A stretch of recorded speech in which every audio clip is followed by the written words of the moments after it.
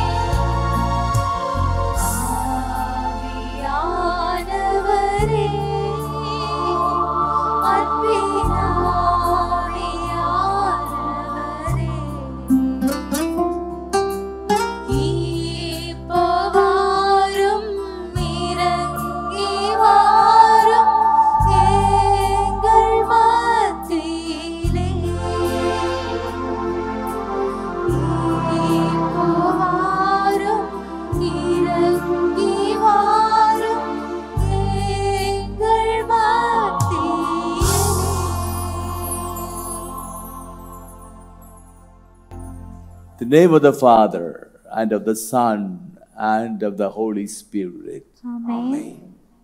Please be seated. தயவு செய்து உட்காருங்கள்.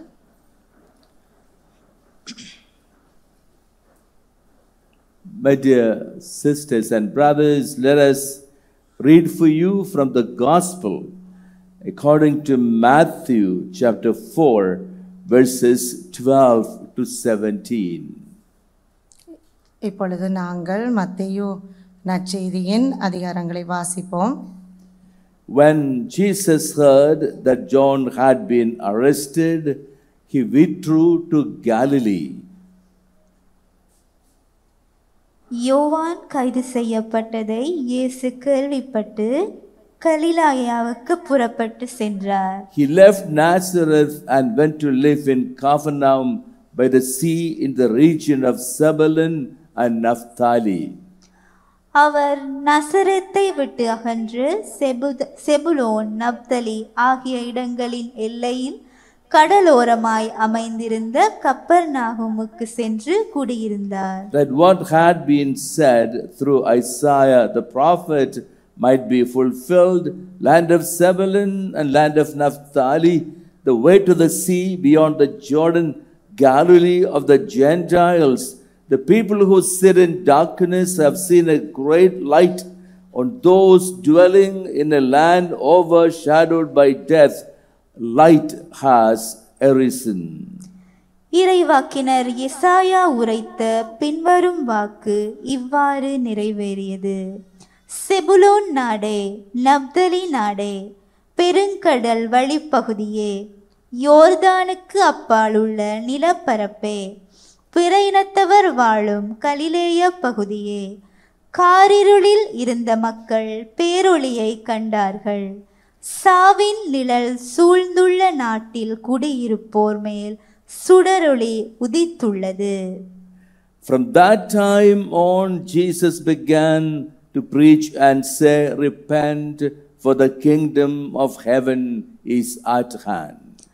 அது முதல் இயேசு மனம் மாறுங்கள், ஏனெனில் விண்ணரசு நெருங்கி வந்து விட்டது என பறைசாற்றத் தொடங்கினார். The gospel of the Lord. Praise to you, Lord Jesus Christ. Hallelujah. Hallelujah. Hallelujah. Hallelujah. Hallelujah. Hallelujah.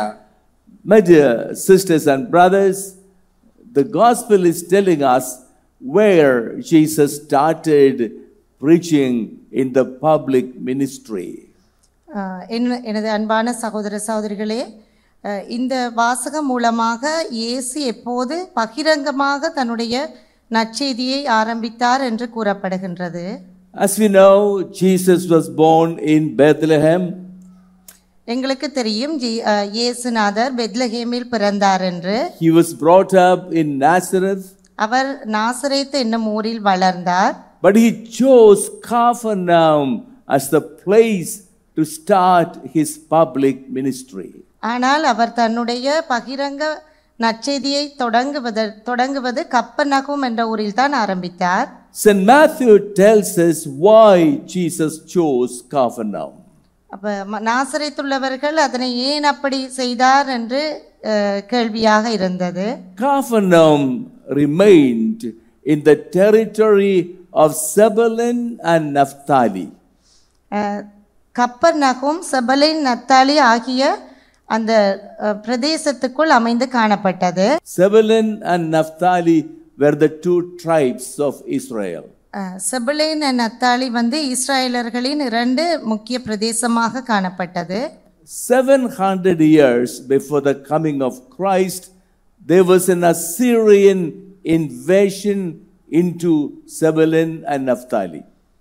700 இயேசு பிறப்பதற்கு 700 ஆண்டுகளுக்கு முன்பே இது ஆரம்பிக்கப்பட்டது.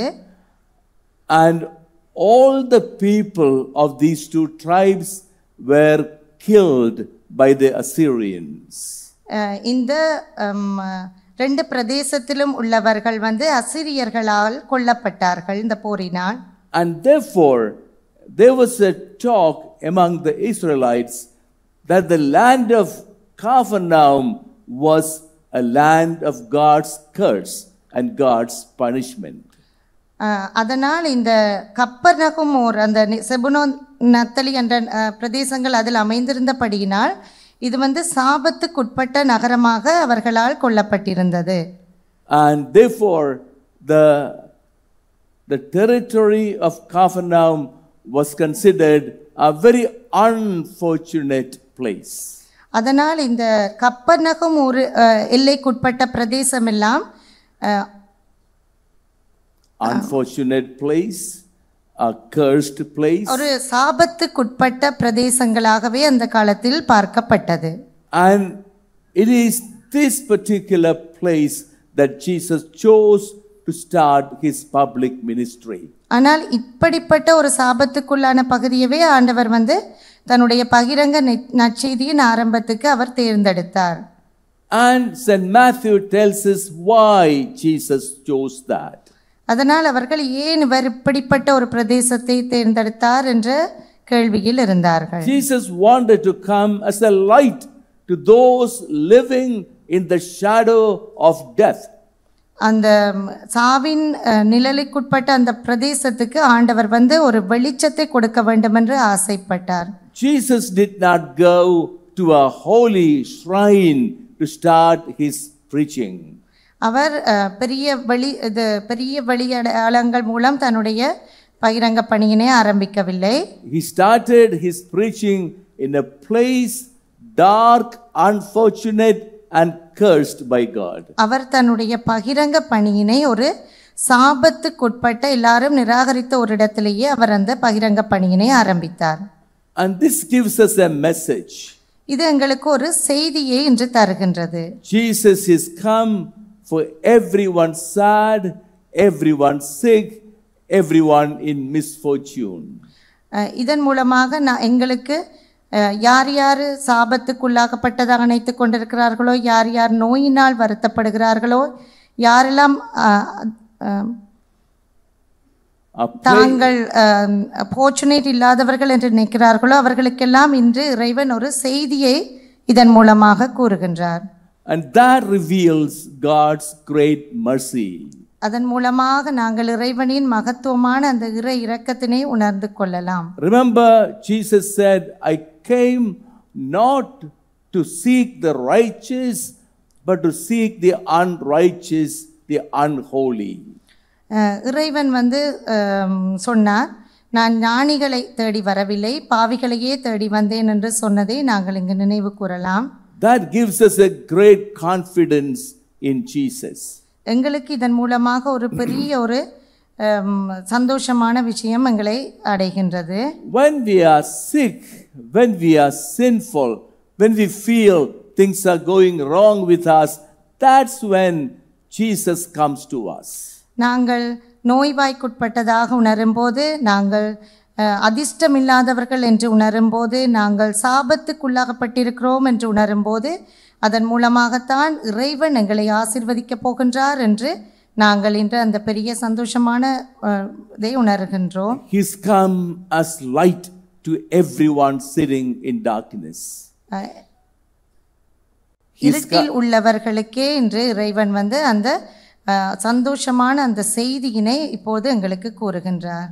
We are speaking about the mercy of God. நாங்கள் இறைவனின் இரக்கத்தை பற்றியே இப்போது கதைக்கின்றோம். What is the mercy of God? என்ன இறைவனின் இரக்கம் என்றால் என்ன? Mercy of God is more than justice of God, more than the love of God. இரக்கம் என்று சொல்லுகின்ற பொழுது அது நியாயத்துக்கு அப்பாற்பட்டது, அதுவும் அன்புக்கும் அப்பாற்பட்டதாகவும் இறைவனின் இரக்கம் காணப்படுகின்றது. We all think that God is a just God. எங்களுக்கு தெரியும் இறைவன் நியாயத்தின் அரசன் என்று, நியாயத்தின் இறைவன் என்று. What does justice mean? என்ன நியாயம் என்றால் என்ன? Justice means to give everyone what everyone deserves. நாங்கள் நியாயம் என்று சொல்லுகின்ற பொழுது ஒவ்வொருத்தருக்கும் பொருத்தமானதை அவர்களுக்கு கொடுப்பது தான் நியாயம் என்று கூறப்படுகின்றது. Does God give us what we deserve? எங்களுக்கு என்னத்துக்கு நாங்கள் தகுதியானவர்களோ அதனை பெற்றுக்கொள்வதே நியாயமானதாக காணப்படுகின்றது. What do we deserve from God? என்னத்தை நாங்கள் இறைவனிடமிருந்து பெற்றுக்கொள்ள நாங்கள் எதற்கு தகுதியானவர்களாக காணப்படுகின்றோம்? Because we commit sins against God, we deserve only punishment from God.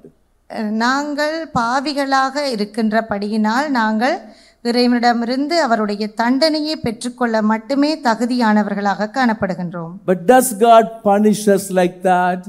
ஆண்டவர் எங்களை அப்படி தண்டனைக்குள்ளாக்குறாரா? God is waiting to save us. ஆண்டவர் எங்களை காப்பாற்றுவதற்காக காத்து கொண்டிருக்கின்றார். Therefore, we must understand the justice of God is not the justice what we speak about. நாங்கள் அப்பொழுது இறைவன் அந்த நியாயத்தின்படி எங்களை தண்டிக்கவில்லை என்பதனை நாங்கள் இதன் மூலமாக உணர்ந்து கொள்ளலாம். The mercy of God is even more than love. mercy இறைவனுடைய இரக்கம் என்பது அன்பை விட மேன்மையானதாக காணப்படுகின்றது. Even in love there is a certain equality. அன்பிற்கு கூட ஒரு நியாயப்படுத்தல், ஒரு சமத்துவம் காணப்படுகின்றது. I love you as you love me. நான் உங்களை அன்பு செய்கின்றேன், நீங்கள் என்னை அன்பு செய்வது போல. I care for you as you care for me. நான் உங்களை பாதுகாத்துக் கொள்வேன், நீங்கள் என்னை பாதுகாப்பது போல. I help you because you help me. நான் உங்களுக்கு உதவுகின்றேன் ஏனென்றால் நீங்கள் எனக்கு உதவுகிறீர்கள். And that's what we call love usually in our life. எங்களுடைய வாழ்க்கையை நாங்கள் இதைத்தான் அன்பு என்று கூறுகின்றோம். God is not like that. இறைவன் அப்படிப்பட்டவர் அல்ல. God gives what we do not deserve. எங்களுக்கு தகுதியானதை மட்டும் இறைவன் தருபவர் இல்லை. Even when we do not care for God, God cares for us. நாங்கள் இறைவனை கணக்கெடுக்காவிட்டாலும் அவர் எங்களை கவனிக்கும் ஆண்டவராக காணப்படுகின்றார். Even when we do not turn to God, God's face is turned to us.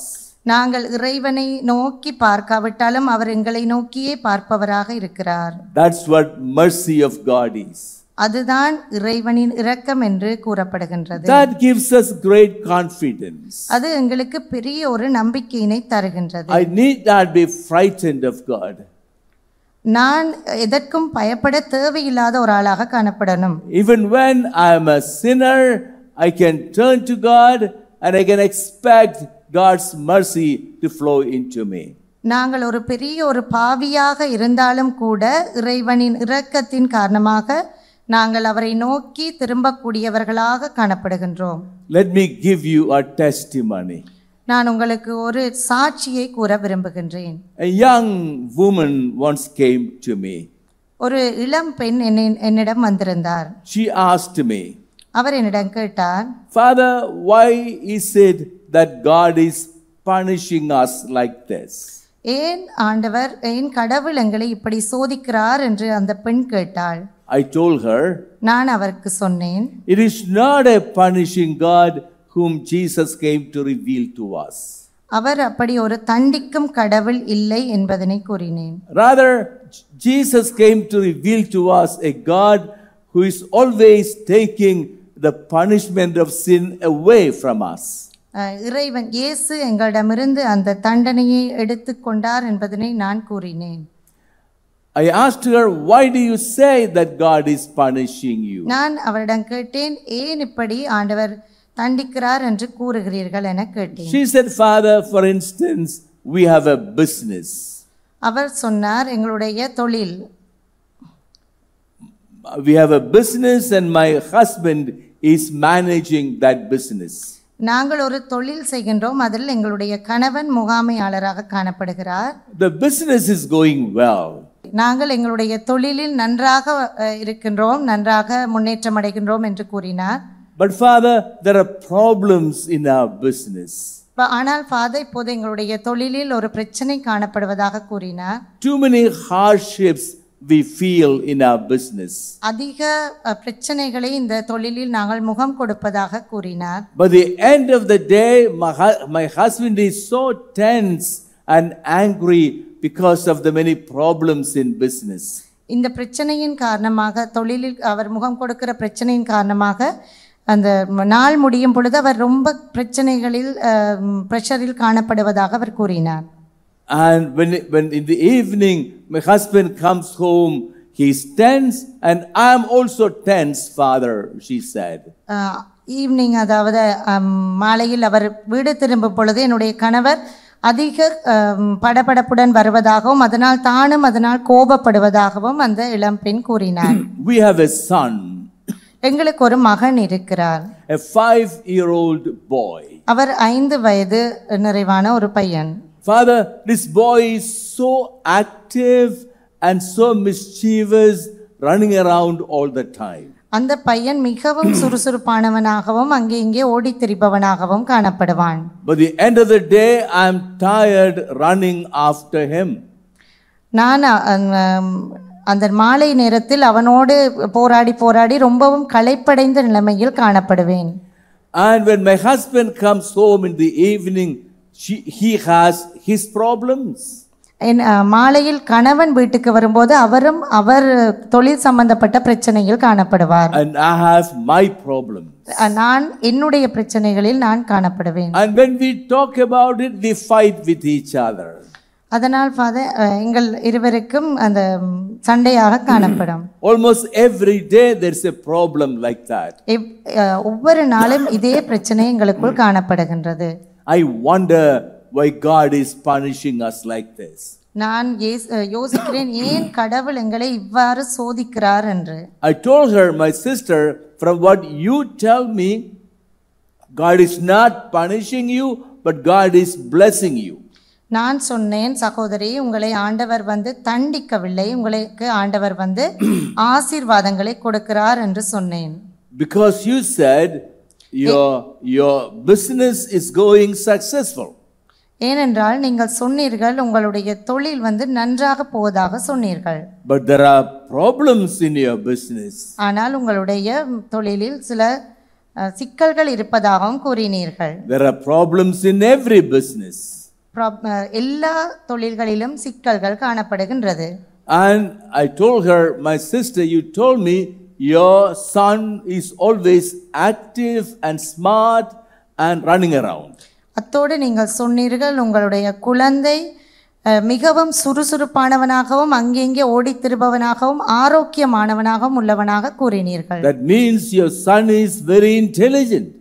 அதனால் நாங்கள் எங்களுக்கு கூற முடியும் உங்களுடைய மகன் ரொம்பவும் அறிவானவனாகவும் ஆரோக்கியமானவனாகவும் காணப்படுவதாக. Because your son is intelligent, that's why he is responding to the situations around him, and that's why he is running about. அதனால் தான் உங்களுடைய மகன் அதனை புரிந்து கொண்டு நடந்து கொள்வதாக உணர வேண்டும். I told her, you must be thanking God instead of speaking about God's punishment. அதனால் நீங்கள் ஆண்டவரின் தண்டனையை பற்றி பேசுவதை தவிர்த்து அவருக்கு நன்றி கூறுபவராக காணப்பட வேண்டும் என்று கூறினேன். When I was talking to her, நான் தொடர்ந்து பேசும் பொழுது I felt she was very disturbed about something in their life.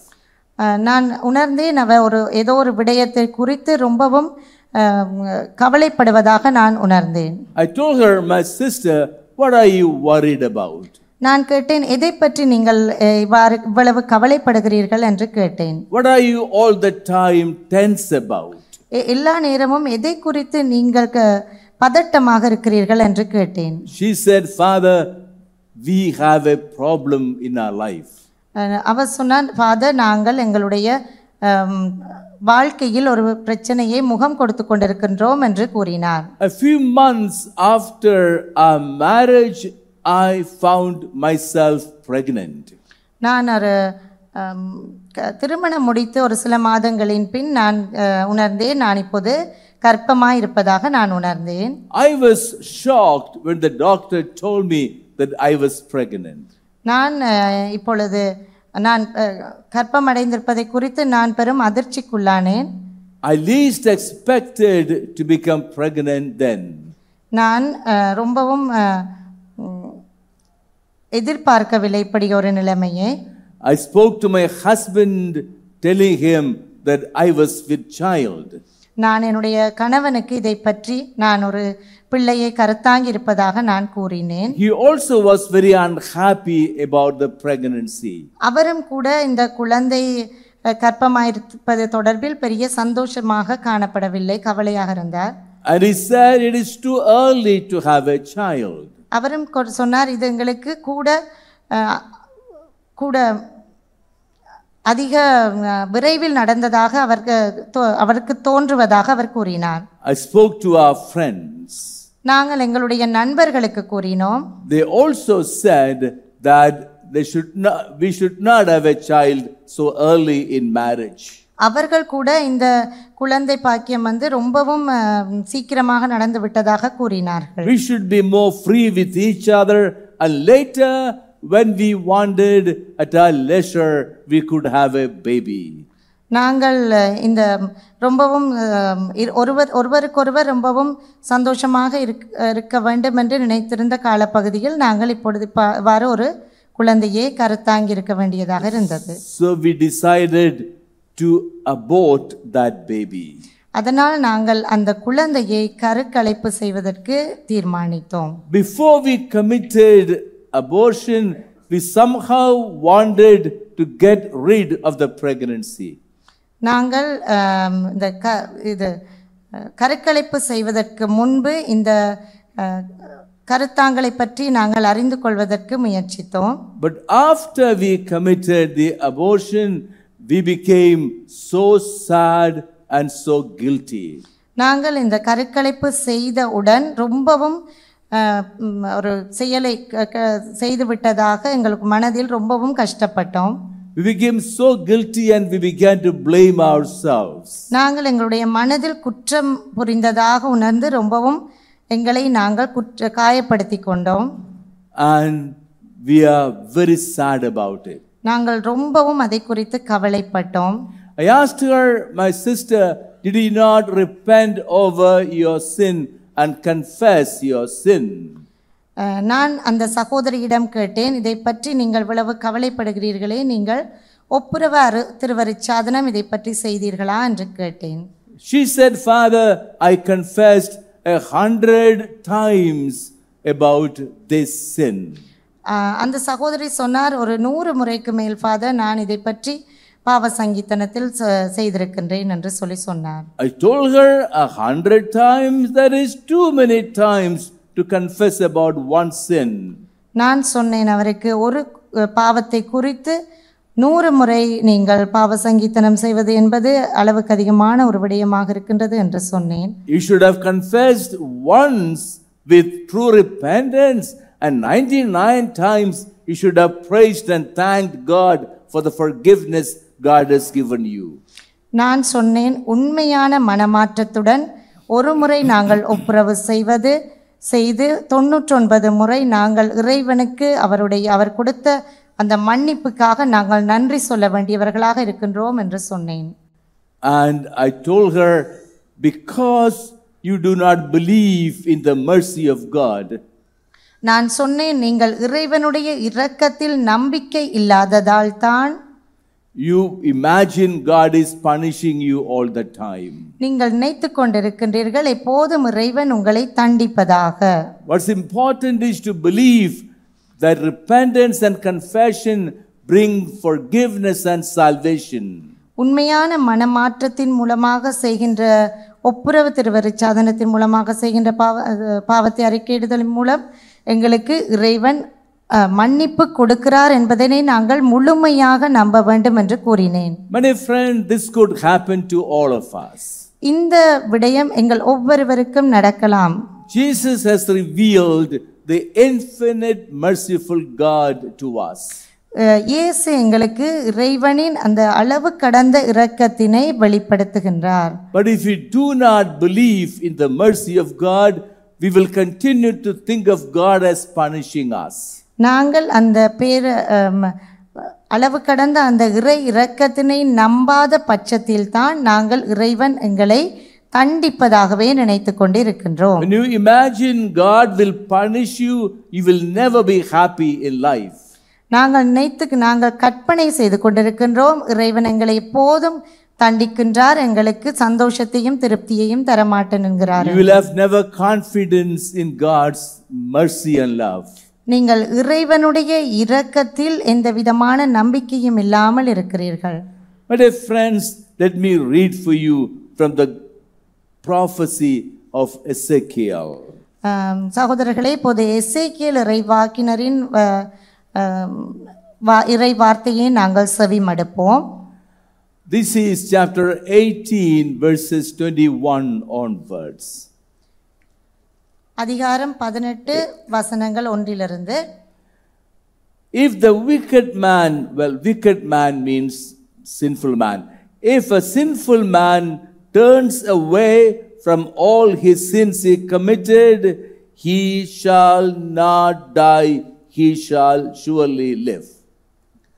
தீயவரோ தாம் செய்த பாவங்கள் அனைத்தையும் விட்டு மனம் மாறி என் நியமங்கள் அனைத்தையும் கைக்கொண்டு நீதியையும் நேர்மையையும் கடைப்பிடித்தால் அவர்கள் வாழ்வது உறுதி, அவர்கள் சாகார். What the prophet is saying is that when we come away from our sins, repenting over our sin and confessing our sins will totally be forgiven. அவர்கள் இழைத்த தவறுகள் அனைத்தும் அவர்களுக்கு எதிராக நினைக்கப்பட மாட்டா. அவர்கள் கடைபிடித்த நேர்மையின் பொருட்டு அவர்கள் வாழ்வர். And the next verse, verse 22, none of the crimes he committed shall be remembered against him. உண்மையில் பொல்லாரின் சாவையா நான் விரும்புகிறேன்.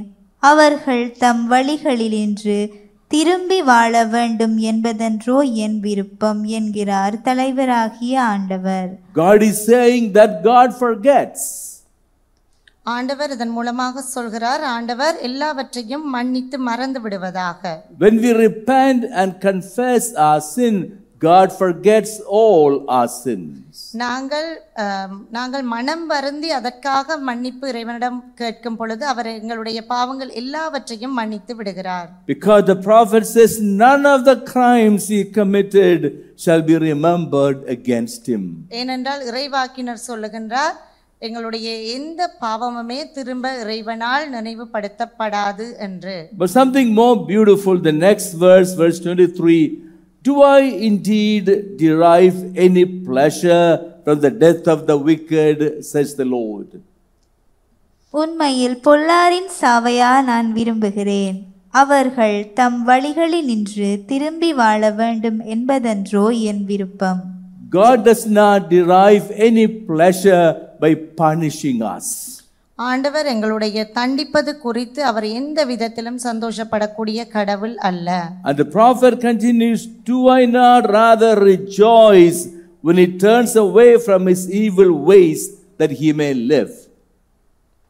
இறைவாக்கினர் கூறுகின்றார், இந்த தீமை தனங்களிலெல்லாம் இருந்து நாங்கள் வெளியில வரும் பொழுது எவ்வளவு சந்தோஷமானவராக இறைவன் இருப்பார், நாங்களும் இருக்கலாம் என்று கூறுகின்றார். We have a God who rejoices when he forgives our sins. எங்களுடைய ஆண்டவர் எங்களுடைய மன்னிக்கும் பொழுது அவர் சந்தோஷப்படக்கூடிய ஆண்டவராக காணப்படுகின்றார். And that's what Jesus said in the Gospel of Luke chapter 15 verse 10. இதனைத்தான் gospel நற்செய்தியிலும் நாங்கள் காணக்கூடியதாக காணப்படுகின்றது. There will be rejoicing among the angels of God over one sinner who repents. ஒரு பாவியை குறித்து மனமாற்றம் அடையும் பொழுது எவ்வளவு விதமான சந்தோஷம் விண்ணுலகில் ஏற்படும் என்று ஆண்டவர் கூறுகின்றார். When we repent over our sins joyfully, God forgives and God forgets all our sinfulness. நாங்கள் எங்களுடைய பாவத்தை குறித்து மனம் வருந்தி அதற்காக மன்னிப்பு பெறும் பொழுது இறைவன் இந்த விண்ணுலகத்தில் எவ்வளவு பெரிய சந்தோஷமும் மகிழ்ச்சியும் உண்டாகும் என்று ஆண்டவர் கூறுகின்றார். Let's not ever imagine that God is waiting to punish us. ஒரு நாளும் நினைக்க வேண்டாம் இறைவன் எங்களை தண்டிப்பதற்காக காத்திருக்கின்றார் என்று. And therefore, in order to understand, experience the mercy of God, we must repent over our sins. எனவே இறைவனின் இரக்கத்தை நாங்கள் அடைவதற்காக நாங்கள் மனம் மாறி மனம் வருந்தி மன்னிப்பு பெற வேண்டும் என்று இறைவன் எதிர்பார்க்கின்றார். That's why the first message of Jesus was repent, for the kingdom of God is at hand.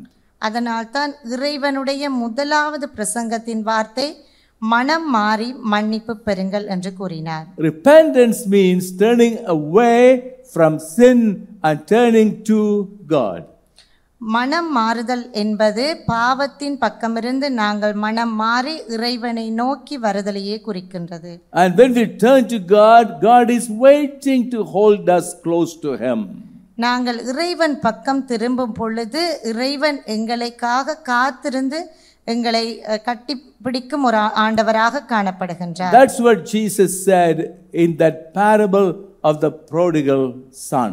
இதனையே மனம் இரக்கத்தின் தந்தை, அதாவது ஊதாரி பிள்ளையின் உவமையில் இறைவன் எங்களுக்கு கூறுகின்றார். We read from the Gospel of Luke chapter 15 verses 11 onwards. Lucas 15ஆம் அதிகாரத்தில் நாங்கள் இதனை பற்றி வாசிப்போம். Jesus speaks about a son who ran away from the father. இறைவன் கூறுகின்றார், இரக்கத்தின் அந்த இறைவனுடைய தந்தையின் இரக்கத்தினை விட்டு போகின்ற ஒரு மகனை பற்றி கூறுகின்றார். In a very rude and cruel way, the son grabbed everything from the father and went away to a faraway place. தந்தையிடமிருந்து அந்த மகன் எல்லாவற்றையும் அபகரித்து கொண்டு தன்னுடைய வழியை நோக்கி செல்கின்றவராக காணப்படுகின்றார். And he spent his life, he spent his money, everything in a very loose, sinful manner. தந்தையிடமிருந்து பெற்ற அவ்வளவு சொத்துக்களையும் அவர் பாவ வழியில் வாழ்ந்து எல்லாவற்றையும் செலவழித்து முடிக்கிறார். All the time the father was waiting for him. எல்லா நேரமும் தந்தை அவனுக்காக காத்திருப்பவராக காணப்படுகிறார். The father was not offended that the son went away from him. ஒரு நாளும் அந்த தந்தை தன்னுடைய குழந்தையை குறை சொல்பவராக காணப்படாதவராக இருக்கின்றார். இங்கே Our God is not offended because of our sin. எங்களுடைய பாவத்தை குறித்தும் இறைவன் எங்களை குறை சொல்பவராக காணப்படுபவர் அல்ல. When we commit a sin, our God is waiting for us. நாங்கள் பாவச் செயல்களை செய்யும் பொழுது இறைவன் எங்களுக்காக காத்திருக்கும் கடவுளாக காத்து கொண்டிருக்கிறார். And the son, he was destroyed and devastated in his sinfulness. He was destroyed in his sinfulness. தன்னுடைய பாவத்தை குறித்து அந்த மகன் எல்லாவற்றையும் இழந்து கடைசியில் நிற்கதியாக நிற்கும் ஒரு நிலைமையில் காணப்படுகின்றார். And that's when he thought of his father's love. அந்த நேரத்தில் தான் அவர் தந்தையின் அன்பினை உணர்கின்றார். And he came back to the father.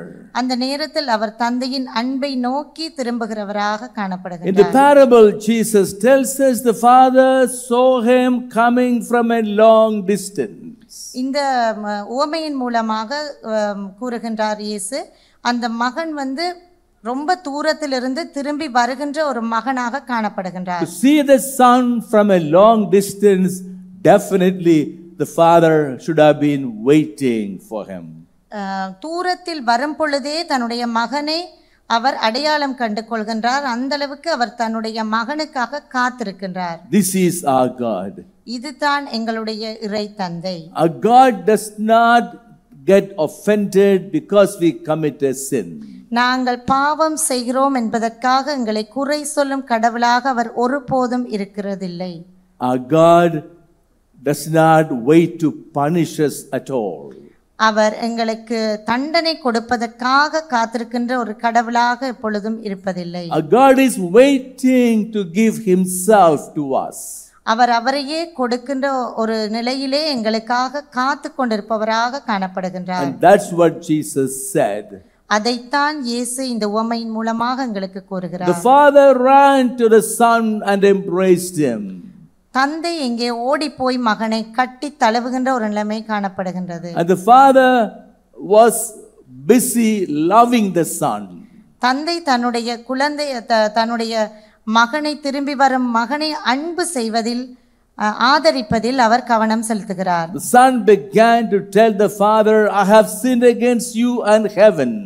நான் அப்பொழுது மகன் தான் உங்களுக்கும் விண்ணுலகுக்கும் எதிராக பாவம் செய்தேன் என்று கூறுகின்றார். But the father began to tell the servants.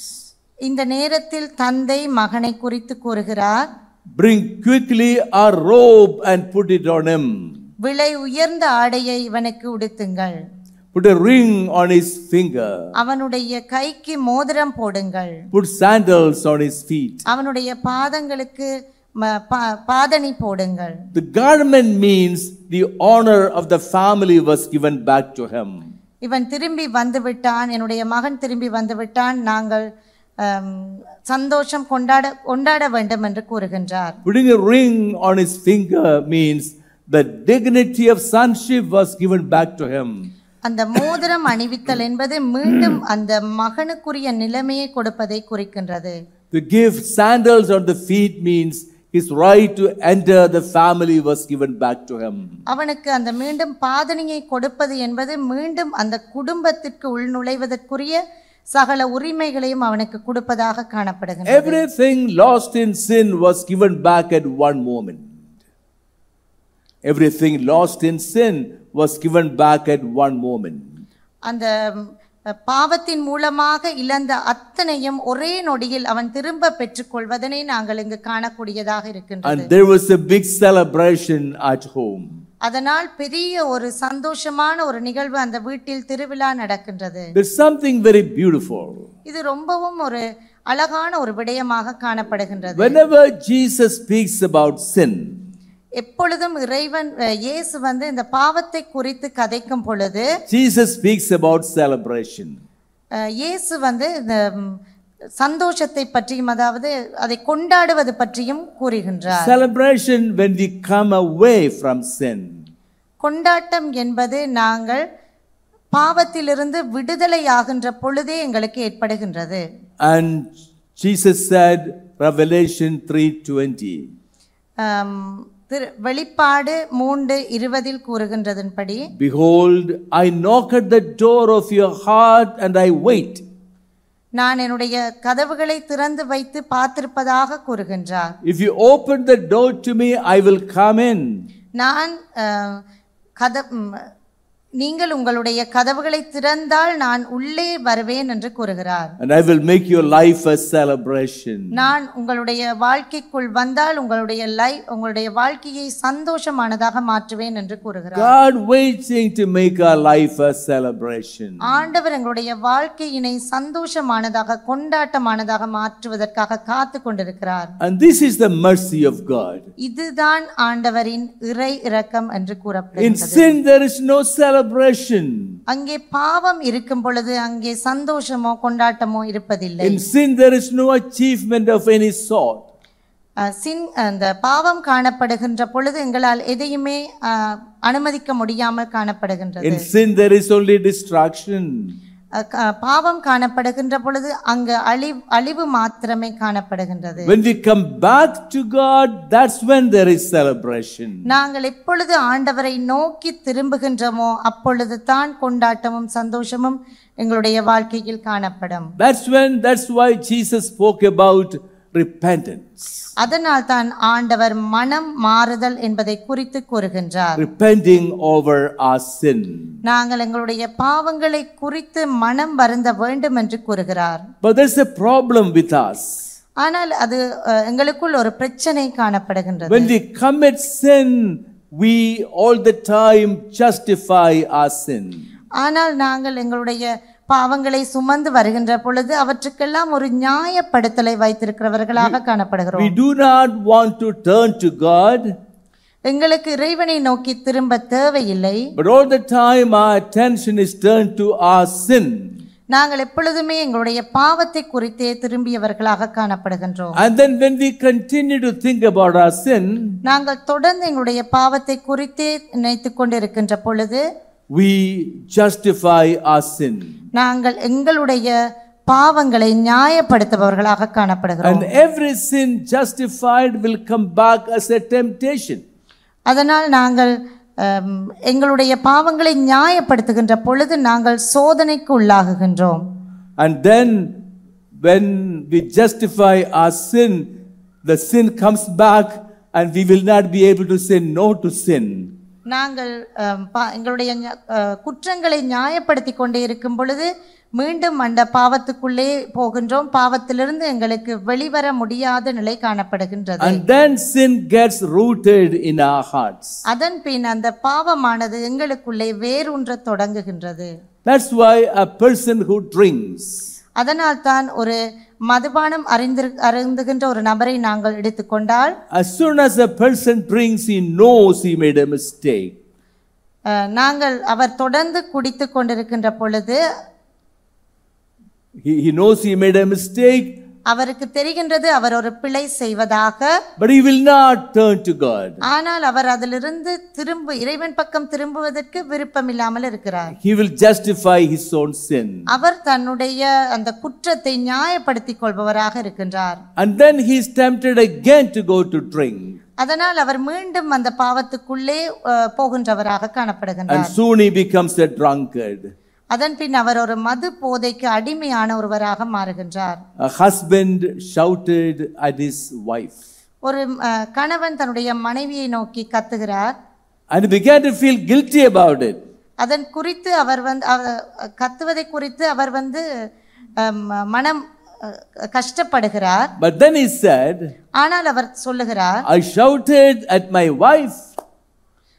நான் என்னுடைய மனைவியை நோக்கி கத்துகிறேன் ஏனென்றால், and she deserves it. ஏனென்றால் அவளுக்கு அது தேவைதான். He tried to justify his sin. ஏனென்றால் அவர் தன்னுடைய குற்றத்தை நியாயப்படுத்துகின்றார். That means he continued to concentrate on his sin. அதன் பிறகு அவர் தன்னுடைய அந்த பாவத்தை குறித்தே அதனை செய்து கொண்டிருக்கின்றார். And then he will fall back into it again. அதன் பிறகு அவர் அதனை நோக்கி திரும்ப திரும்ப அதனை செய்கிறவராக காணப்படுகின்றார். A little boy said a lie. ஒரு சின்ன குழந்தை ஒரு பொய்யினை சொல்கின்றது. And the mother heard it. அந்த தாய் அதனை கேட்டுக்கொண்டிருக்கின்றார். The mother scolded the boy for saying that lie. அந்த தாய் அதை குறித்து தன்னுடைய மகனை ஏசுகின்றவராக காணப்படுகிறார். And the boy was very sad. அந்த மகன் ரொம்பவும் கவலைப்படுகிறார், அம்மா தன்னை ஏசி விட்டார் என்று. After some time the boy went to the mother. அதன் பிறகு அந்த குழந்தை தன் தாயினை நோக்கி போகின்றது.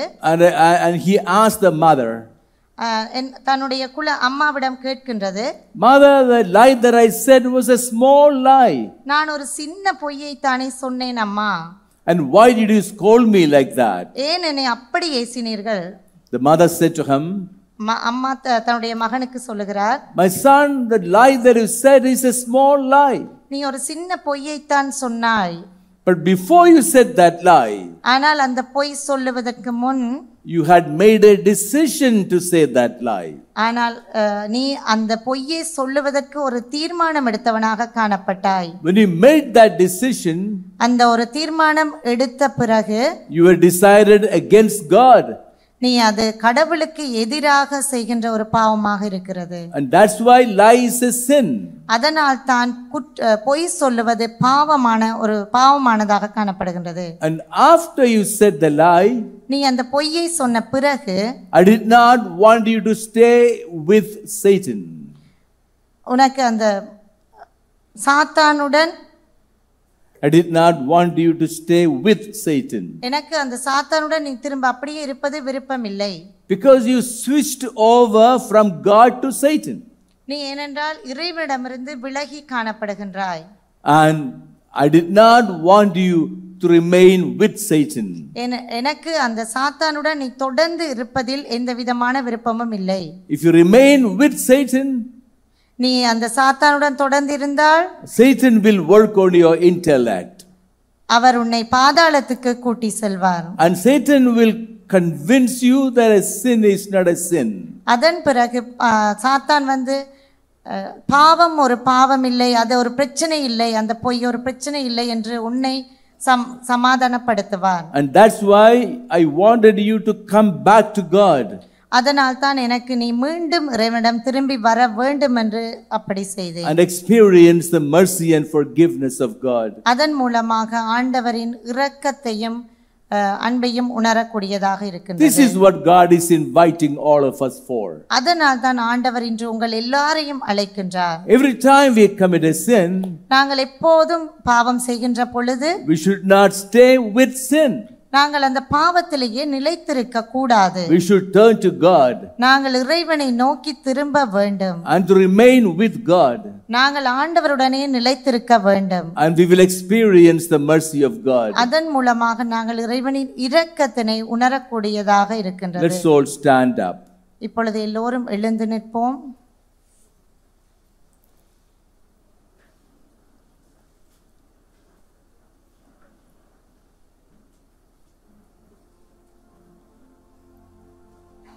Close your eyes, கண்களை மூடிக்கொள்ளுங்கள். but don't sleep. கதைக்க வேண்டாம். If you stand sleeping, you will fall down.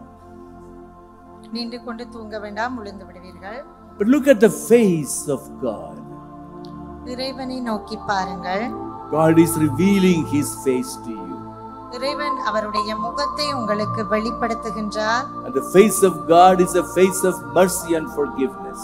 அந்த இறைவனின் முகமானது எங்களுக்கு அவருடைய இரக்கத்தினையும் மன்னிப்பு வழங்குதலையும் காட்டுகின்றது. Come to me, Jesus is telling us.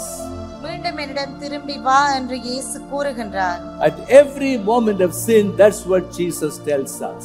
நாங்கள் எப்பொழுது பாவம் செய்தாலும் இறைவன் இதையே கூறுகின்றார். Come to me. திரும்பி வா. I will comfort you. நான் உன்னை அமைதிப்படுத்துவேன். I will forgive you. நான் உனக்கு மன்னிப்பு தருவேன். I will take your sin away. நான் உன்னுடைய பாவத்தை எடுத்து விடுவேன். And what is the sin that God is revealing to you now? இப்பொழுது ஆண்டவர் என்ன பாவத்தினை உங்களுக்கு வெளிப்படுத்துகின்றார்? Every sin God is revealing to you, offer to God. இறைவன் வெளிப்படுத்துகின்ற எல்லா பாவத்தையும் நாங்கள் இப்பொழுது ஆண்டவருக்கு சமர்ப்பிப்போம். And every act of sin must lead us to an experience of God's mercy. ஒவ்வொரு பாவமும் எங்களை இறைவனின் இரக்கத்தினை உணரச் செய்கின்றது. And let us find out what are the sins in our hearts. எங்களுடைய இதயத்தில் நாங்கள் தேக்கி வைத்திருக்கின்ற ஒவ்வொரு பாவத்தையும் இறைவன் வெளிப்படுத்துகின்றார். St. Paul said, there are powers of sin dwelling in my heart. Saint Paul கூறுவதன்படி என்னுடைய இதயத்தில் உள்ள பாவங்கள் எல்லாம், and this is what we also realize, இறைவனின் திருப்பும் என்று கூறுவதையே இறைவனும் இப்போது கூறுகின்றார். that there are powers of sin dwelling in our hearts. எங்களுடைய பாவங்கள், எங்களுடைய மனதில் இருக்கின்ற பாவங்கள் எல்லாம், all that sin we want to offer to God. எல்லா பாவங்களையும் நாங்கள் இப்போது இறைவனிடம் அர்ப்பணிக்கிறவர்களாக காணப்படுகின்றோம். And ask God's forgiveness. இப்பொழுது அதற்கு எல்லாவற்றுக்கும் நாங்கள் இறைவனிடம் மன்னிப்பு கேட்போம். Whenever we turn to God, நாங்கள் இறைவனை நோக்கி திரும்பும் பொழுது, in repentance, மன வருத்தத்துடன் மனம் மாறி அவரை நோக்கி திரும்பும் பொழுது, we have the promise of God. நாங்கள் இறைவன் வழங்குகின்ற ப்ராமிஸினை உணர்கின்றோம். Our sins will be forgiven. எங்களுடைய பாவங்கள் மன்னிக்கப்படும். God will forget our sins. எங்களுடைய பாவங்கள் இறைவனால் மறந்து போகப்படும். God will lead us to a celebration and rejoicing. எங்களுடைய வாழ்க்கையினை அவர் சந்தோஷத்தின் பக்கம், கொண்டாட்டத்தின் பக்கம் திருப்புவார். This is a day of rejoicing for us. இந்த நாள் எங்களுக்குரிய சந்தோஷத்தின் நாளாக காணப்படுகின்றது. Because we know that God is merciful. எங்களுக்கு தெரியும் இறைவன் இரக்கத்தின் ஆண்டவர் என்று. We will not grieve over our sin. நாங்கள் எங்களுடைய பாவங்களை குறித்து அழுது புலம்ப தேவையில்லை. We will offer every sin to our God. எங்களுடைய எல்லா குழந்தைகளையும் நாங்கள், எல்லா பாவங்களையும் நாங்கள் ஆண்டவரிடம் ஒப்படைப்போம். And we join the celebration of the angels. நாங்கள் அந்த சம்மனசுகள் இருக்கின்ற அந்த சந்தோஷத்துடன் நாங்களும் இப்பொழுது ஆண்டவருடன் இணைவோம். Because Jesus said there will be a celebration, rejoicing among angels over one sinner who repents. நாங்கள் மனம் மாறி மன்னிப்பு பெறும் பொழுது அந்த இறைவனை சுற்றி இருக்கின்ற அந்த சம்மனசுகள் அடைகின்ற சந்தோஷத்துக்கு நாங்களும் உரியவர்கள் என்று இறைவன் எங்களை பார்த்து கூறுகின்றார். Hallelujah. Hallelujah. Shall we raise our hands up and say hallelujah? Hallelujah. Shall we praise God and say hallelujah? Hallelujah. Shall we offer our sin to God and say hallelujah? Hallelujah. Shall we rejoice and say hallelujah? Hallelujah. Let's forgive everyone and say hallelujah. Hallelujah. Let's open our heart to God and say hallelujah. Hallelujah. Hallelujah. Hallelujah. Praise you, Hallelujah. Jesus. Thank you, Lord. Thank you, Jesus. Hallelujah. Hallelujah. Thank you, Praise you, Jesus. Jesus. Thank you, Jesus. Hallelujah.